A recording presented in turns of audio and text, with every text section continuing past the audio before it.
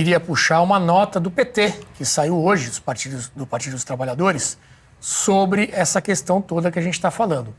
Resolução do Partido dos Trabalhadores sobre a situação na Palestina e Israel. Enfim, é um texto, tem alguns parágrafos, eu separei um trecho que fala muito dessa questão de muitas vezes igualar os dois lados, né?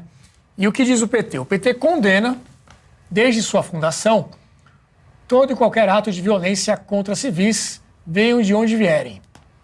Por isso, condenamos os ataques inaceitáveis,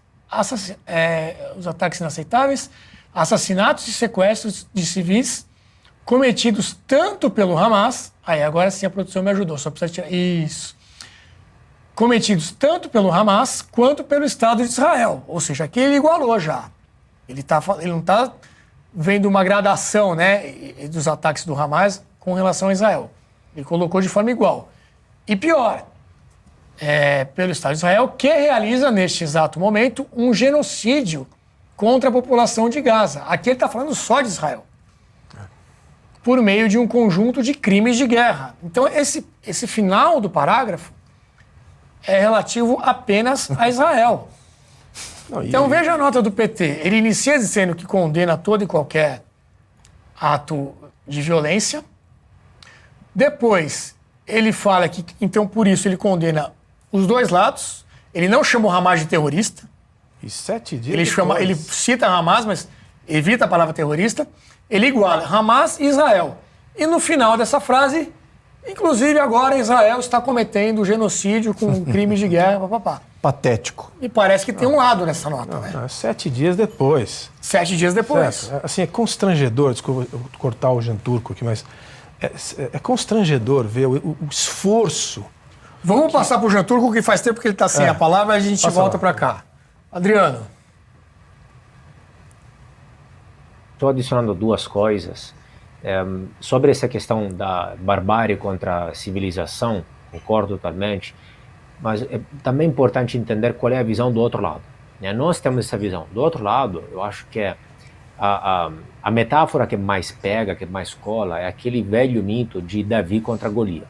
Eles enxergam que a Palestina, Hamas, os árabes de forma geral são Davi, são os pobres, coitados, vítimas, etc., contra o Golias, que é Israel, que tem um aparato bélico, militar, econômico, uma potência, e por trás dos Estados Unidos, etc. E aí, dessa forma, por toda a psicologia social deles, baseada mais na empatia, etc., eles simpatizam mais com o coitado, o menor, a vítima, etc., né?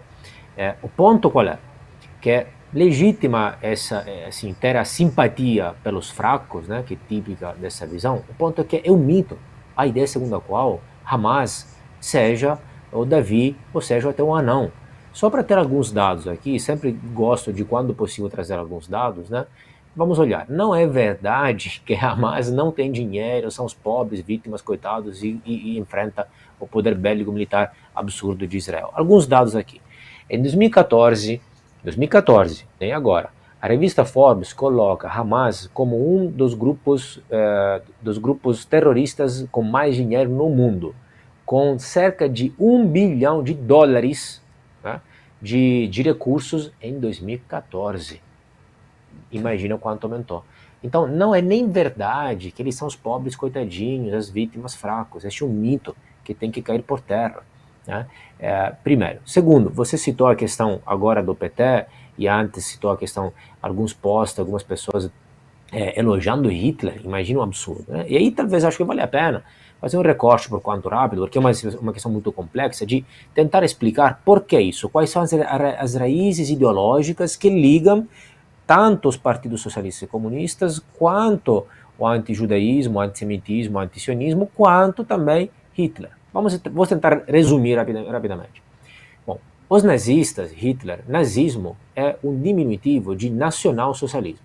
O nacionalsocialismo, o que é? É uma ideologia que todos nós conhecemos, que vou tentar resumir, que se baseia basicamente em alguns pilares centrais, que são, primeiro, nacionalismo, socialismo, porque a ideia do socialismo originária era o socialismo internacionalista, das classes operárias se revoltar internacionalmente contra os latifundiários, os nobres, a aristocracia em seu regime. E o argumento do nazismo, do nacionalsocialismo era, não, nós vamos aplicar aqui um socialismo nacional, alemão.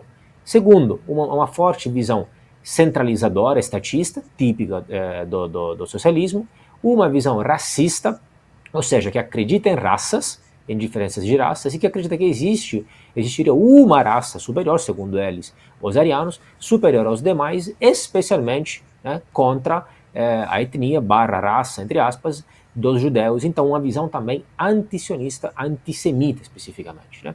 Então, primeiro, não é de se surpreender se há essa ligação de socialistas atuais que defendem os feitos de Hitler e até esperam que possa ter feito mais, etc. Porque, na verdade, é nacional-socialismo.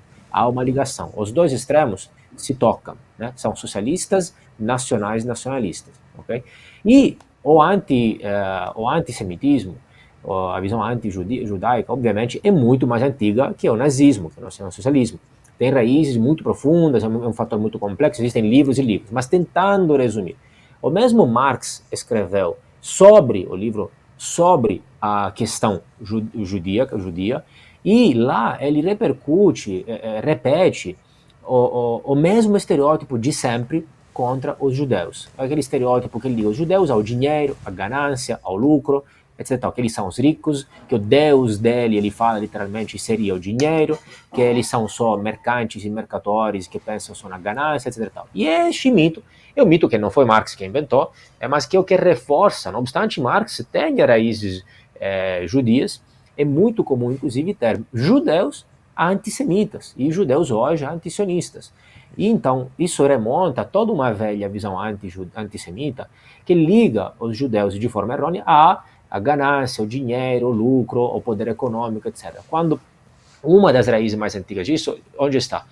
Quando, na Alta Idade Média, no final da Idade Média, na Itália, a Igreja Católica, essencialmente, estou super resumindo, proibia o empréstimo a juros, a usura, né, a jotagem, para católicos, de católicos para católicos. Enquanto isso não era proibido para judeus, então o que acontece? Os empréstimos não aconteciam em larga escala, ou não, pelo menos no mercado formal, entre católicos, e aí sobrou este mercado, uma reserva de mercado, para os judeus, que aí começaram a emprestar, etc.